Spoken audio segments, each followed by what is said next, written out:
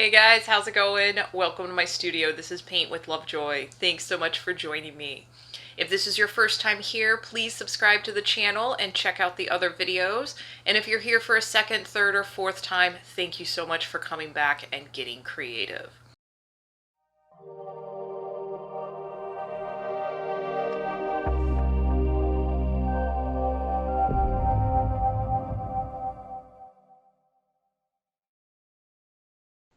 Alright guys, it's going to be a fun painting for my first time painters, getting comfortable with black and white paint, mixing your paint, and applying it to the canvas. So we're going to do a nice kind of palm tree design. So again, just getting comfortable with your tools.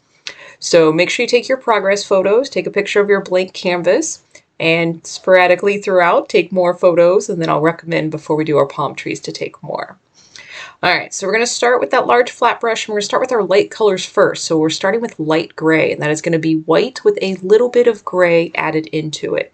And yours may be lighter or darker than mine. That's okay. And just demonstrated 3 different brush strokes that I want you to try while you're filling in the space. And we're going to keep this real gradual. We're going to start from the bottom with light and get darker as it goes towards the top. Now I am using student grade paint, so I recommend if you're using kind of thin paint or student grade paint, apply it a little bit thicker so that way it stays wet a little bit longer and you can do some of the blending as we move up in shades. And another note, if you have to make a color a second or third time, don't stress about the exact same shade. This does not have to be perfect. You're just getting comfortable with the process of painting. So now we're going to go into medium gray. You can see I just added a little bit more black to the same mixture that I was using. And if you need to adjust, you can, but you want to go about 2 to 3 shades darker than what you were just using. And we're going to continue to just work our way towards the top of the canvas. And if you are on a stretched canvas, I do recommend that when you come to the edge of the canvas with the brush to carry that around the side of the canvas. It looks nice when you have that color kind of wrap around the edge on those stretched canvases. All right, and again, like I was talking about, if you have to mix that a second or third time, looks like I mixed it here and it's a little bit darker than what I had before, totally okay. Again, you're just getting comfortable with blending and mixing your paint. So when you do have one shade of gray come up to the other shade of gray or the prior one you were just working on, you can, with a light pressure, move your brush back and forth between the 2 colors and mix the 2 colors together. This is called wet on wet blending, and it's just kind of a nice way to diffuse from one color into the next. And as you get more into the painting process and using other colors, you will implement this blending process in many more future paintings to come. So while I was saying that, you can see where we went to a medium dark gray, and again, just going 1 or 2 shades darker than what you were just using. And then I believe we'll go 1 more shade darker to fill in the rest of the space. And if you're inclined for some of the blending, if you feel like finger painting to blend, go right ahead and do that. It is very tactile and really just kind of nice to give yourself permission to be a kid again. Here we go. Now going with that dark gray.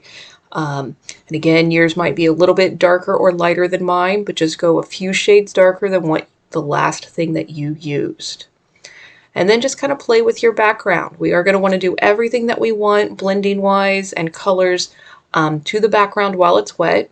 And then we will let it dry for about 10 or 15 minutes before we do the palm tree design. And I usually mention it earlier, but if you are holding your breath, exhale, relax. You're doing a great job. I'm really proud of you for stepping out of your comfort zone and trying something creative.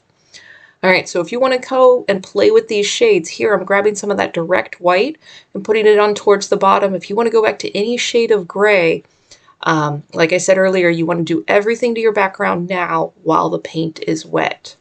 So just kind of play with that. When you get to your kind of stopping point, let it dry and then move on to the next step.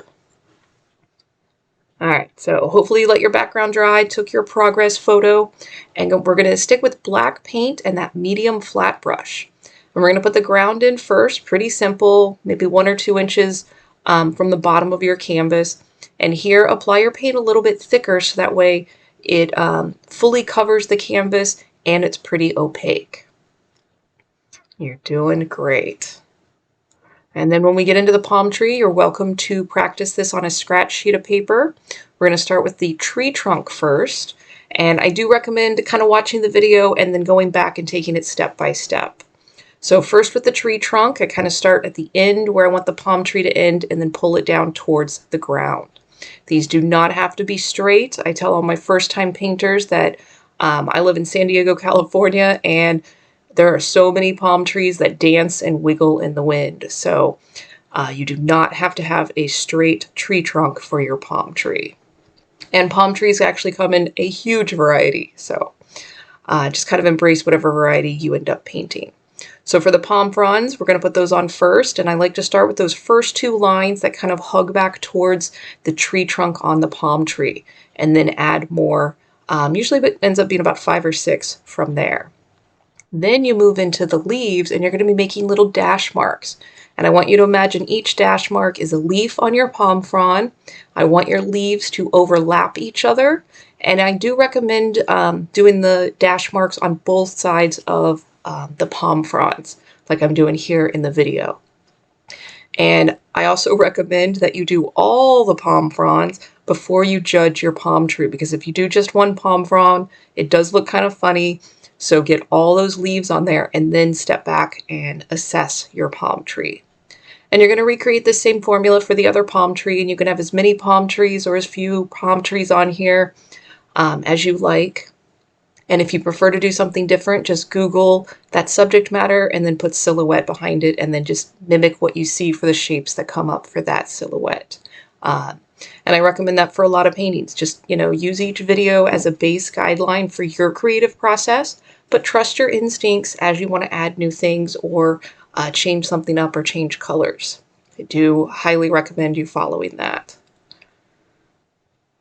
All right, so same thing on this palm tree. We have the palm fronds on there and then moving into all those leaves, those little dash marks. And you are going to notice every couple of brush strokes, grab more paint. You're going to get in a good groove.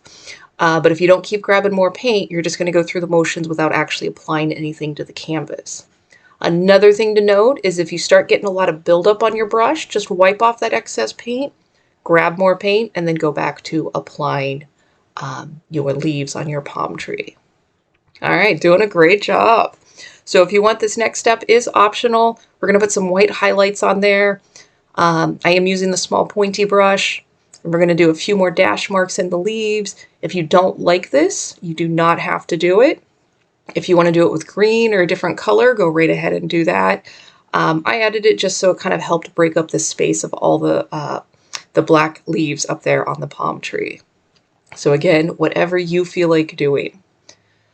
All right, so I'm really proud of you guys. Please check out other videos. Please keep getting creative. Get your friends involved. Get your family involved. Creative people are generally a little more relaxed and cool people to be around. So start embracing your creative outlets. All right, thanks again, you guys. Until next time, cheers.